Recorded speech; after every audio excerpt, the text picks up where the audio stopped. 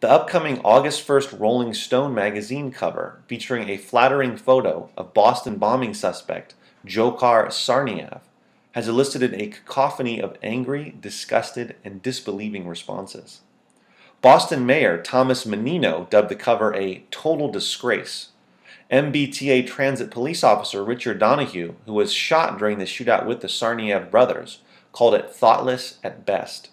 And a friend of bombing victim Jeff Bauman, who had both of his legs blown off in the bombing, Katlyn Townsend, wrote a letter to Rolling Stone stating that the image was appalling, insensitive, and disgusting.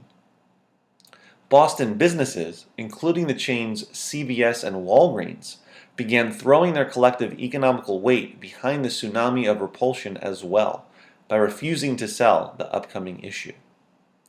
Rolling Stone covers are notorious for their provocativeness and bigger-than-life qualities, which is exactly where Tsarnaev's cover photo lands.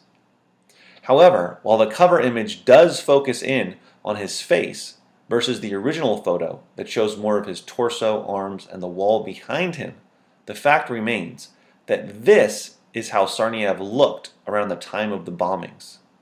His long, dark, curly hair partially covering his face, his youthfully indifferent facial expression, and his attractive guy-next-door looks hits too close to home for many.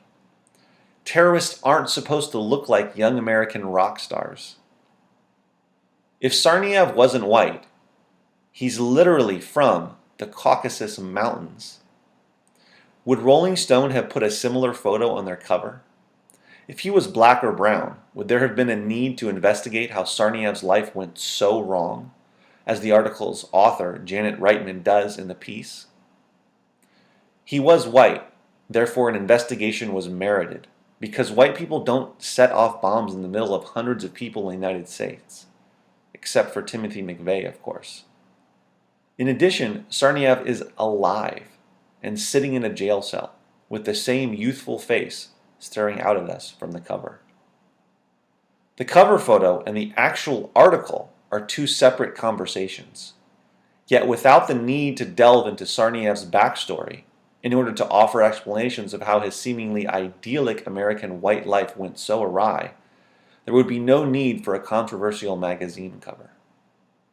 Whether or not the cover will move more pulp for Rolling Stone remains to be seen, but the strong public rebuke is no doubt going to pique many people's interests to read the article.